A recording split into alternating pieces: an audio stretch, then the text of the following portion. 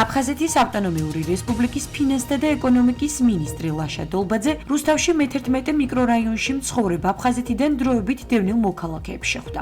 მინისტრმა მოსახლეობას სამინისტროს 2025 წლის პროგრამები გააცნო, რომელიც მათი ეკონომიკური და სოციალური მდგომარეობის გაუმჯობესების მიზნით ხორციელდება. აფხაზეთის მთავრობის თავმჯდომარის ლევან გალუბლიშვილის დავალებით, აფხაზეთიდან დროებით იძულებით გადაადგილებულ პირებთან შეხვედრები აქტიურად მიმდინარეობს და მისი მიზანი მოსახლეობისთვის არსებული პროგრამების გაცნობა და მათ საჭიროებებზე მორგებული პროექტებისა და ინიციატივების განხორციელება. შეხვედრას ქალაქ რუსთავის მერის მოადგილე ოთარ ტატალაშვილი ესწრებოდა.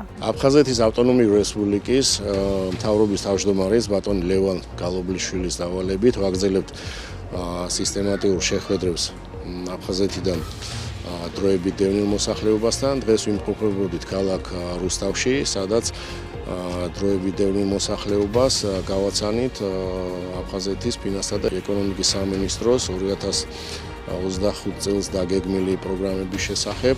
მივიღეთ ინფორმაცია მათი საჭიროებების შესახებ და ერთობლივი ძალისხმევით ვეცდებით აღნიშნული პრობლემების გადაჭრას.